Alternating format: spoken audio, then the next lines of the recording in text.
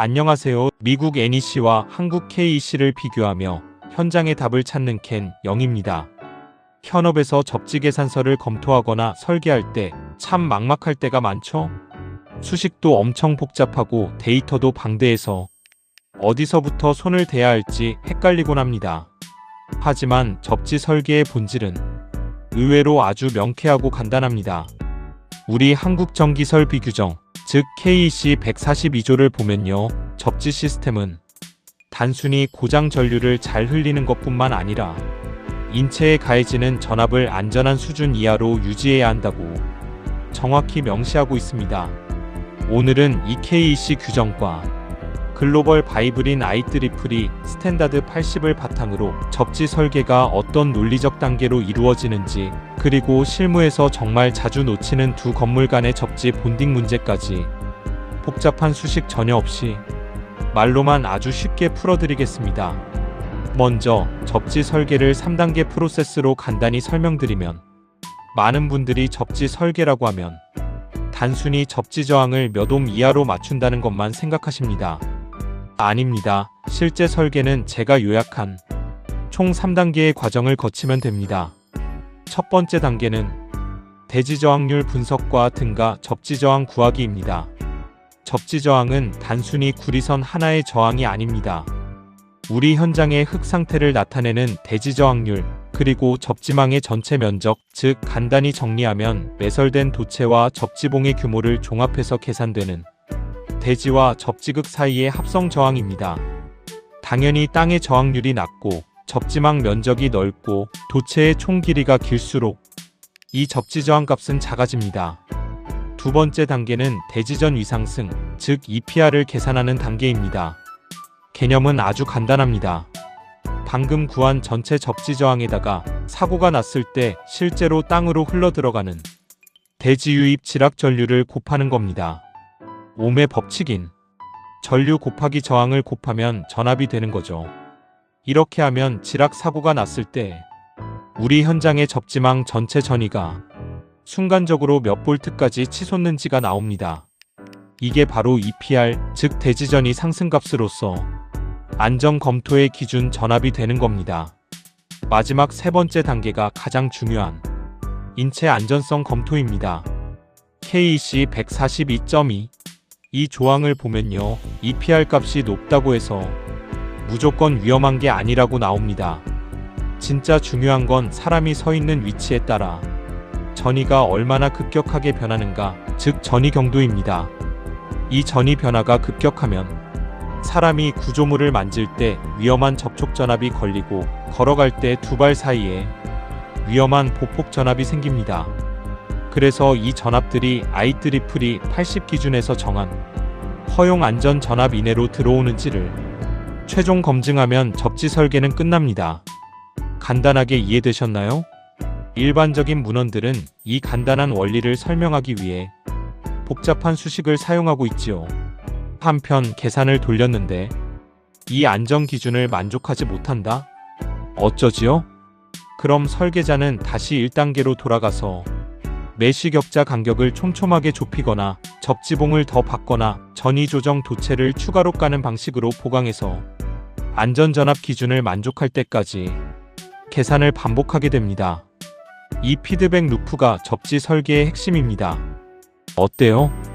복잡한 계산식 없이도 논리가 딱 서지 않습니까? 이제 실무 현장 사례로서 두 건물 사이의 본딩 연결 시 유의점을 설명드릴게요. 그럼 실제 실무 사례를 하나 볼까요? 주 건물은 접지 환경이 좋은데 조금 떨어진 부속 건물은 토질이 나빠서 접지 저항이 잘 안 나오는 경우가 많습니다. 이때 엔지니어들이 가장 많이 쓰는 방법이 바로 두 건물의 접지망을 굵은 도체로 연결하는 공통통합 접지 본딩입니다. KEC 141조에서도 인정하는 아주 훌륭한 방법이죠. 이렇게 묶어주면 전체 접지 저항이 떨어지니까 대지전 위상승인 EPR도 낮아집니다. 하지만 여기서 정말 많은 엔지니어분들이 접지 저항 숫자만 확인하고 설계를 끝내는 치명적인 실수를 하십니다. 진짜 중요한 건 저항 숫자가 아니라 두 건물 사이의 전이 분포인데 말이죠. 여기서 건물 사이의 거리가 맹점이 됩니다. 첫째, 두 건물 사이가 멀리 떨어져 있는 경우입니다. 거리는 먼데 본딩선만 한두 줄 달랑 연결해 놓았다고 가정해 보겠습니다. 접지 저항 자체는 낮아졌을지 몰라도 사고가 나면 두 건물 사이의 맨 땅 표면에는 전이가 아주 급격하게 변하는 사각지대가 생깁니다.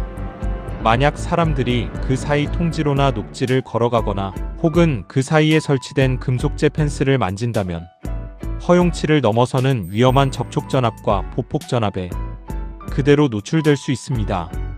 따라서 안전을 확보하려면 두 건물 사이 구간에도 전이 조정 도체나 메쉬를 보강해서 전이 변화를 완만하게 통제해 주어야 합니다.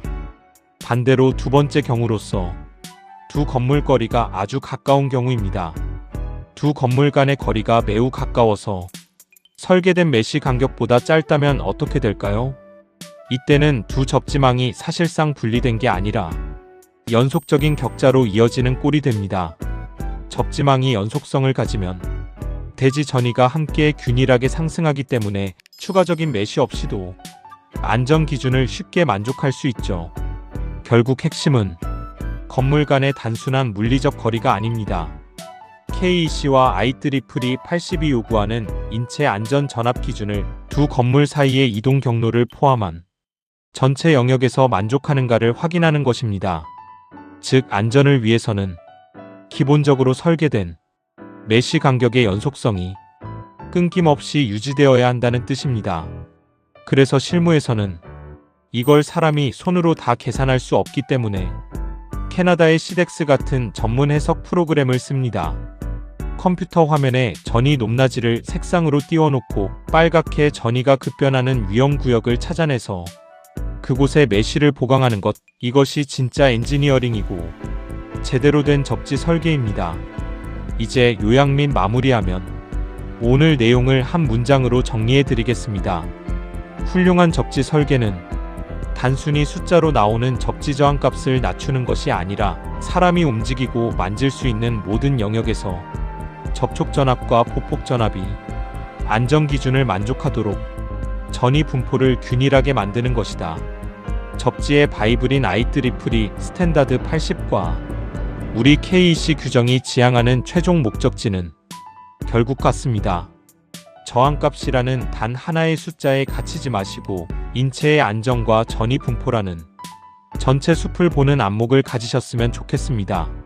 오늘 내용이 접지 실무에 도움이 되셨다면 구독과 좋아요 부탁드립니다. 지금까지 미국 NEC와 한국 KEC를 비교하며 현장의 답을 찾는 켄 영이었습니다. 감사합니다.